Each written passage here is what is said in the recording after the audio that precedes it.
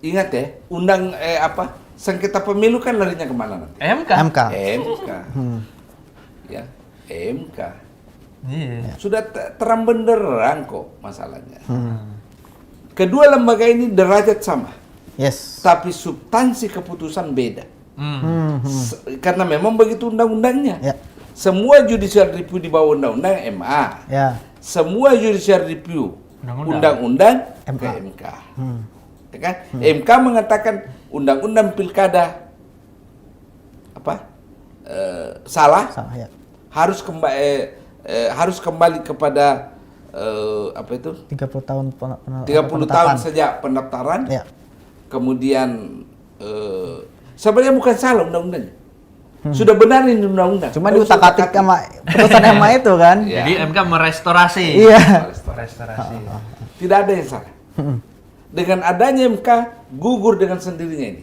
Ya. Karena ini hanya menyangkut PKPU. PKPU. Itulah yang saya bilang. Kelihatannya memang, terutama anggota Dewan kita yang mulia, mau mempertentangkan dengan dalil, ini lebih jelas. Ya. Itu sah, itu alasan. Bagi orang yang tidak berpikir. Iya. Iya. Padahal kalau masalah jelas atau nggak jelas, putusan MK juga jelas juga sebenarnya kan, dimulai dari pendaftaran. Iya. Dan yang mantap itu di putusan MK itu ada pertimbangan gini, Pak Hamid, bahwa kalau putusan MK itu final dan mengikat, jika nanti penyelenggara pemilu tidak patuh, maka ketika calon ini digugat, maka dia tidak sah. Tidak sah. Dan ingat ya, sengketa pemilu kan larinya kemana nanti? MK. MK. MK. Ya, MK. Iya. Sudah terang benderang kok masalahnya.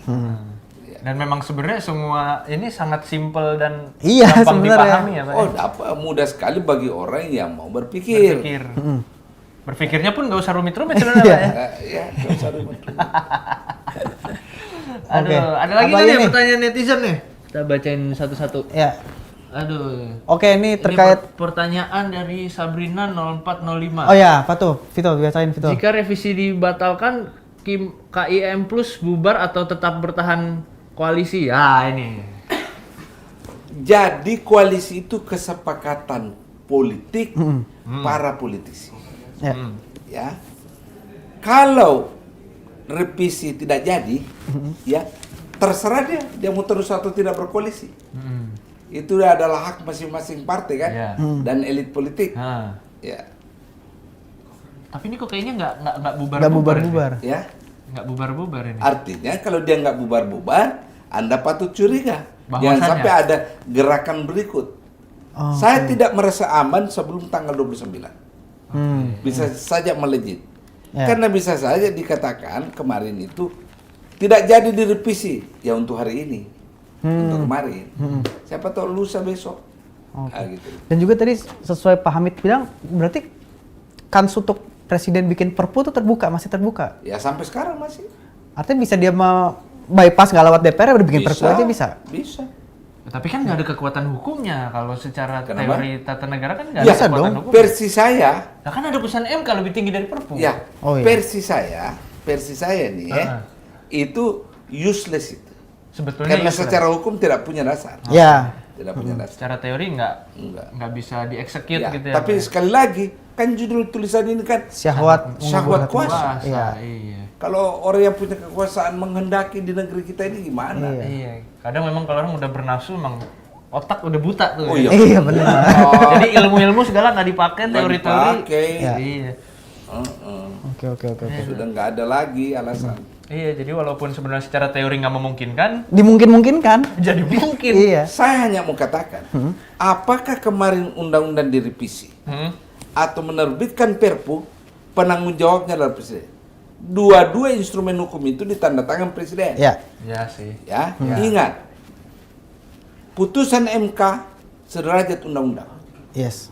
Menurut konstitusi presiden harus taat undang-undang dan pasal tentang pemaksulan presiden salah satunya bila melanggar undang-undang.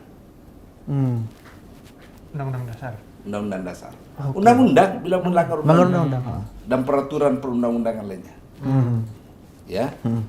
Kalau ini dia mau paksakan, ingat pasal itu di konstitusi kita. Tentu Anda mengatakan agak susah Pak. ya toh?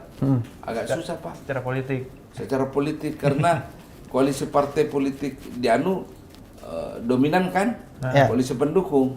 Ya nggak apa-apa, biarlah sejarah mencatat bahwa pernah ada presiden mau diimpeach.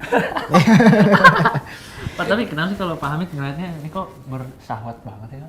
Ya, Maksudnya presiden-presiden sebelumnya Tidak tidak sesyahwat ini. Iya. Jadi kenapa bersyahwat sekali? sebuah pertanyaan yang menarik Nah, bahwa ternyata politik Indonesia belakang ini adalah politik sayang anak. Oke. Ketika anak menghendaki sesuatu, maka orang tua ya rela mengorbankan segalanya demi syahwat anak.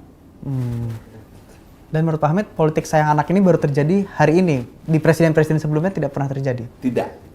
Jadi dulu waktu Pak Harto mengangkat Mbak Tutut sebagai menteri kan? Sosial, iya. Tapi itu setelah 31 tahun berkuasa. Dan ingat, Mbak Tutut punya social investment, investasi sosial.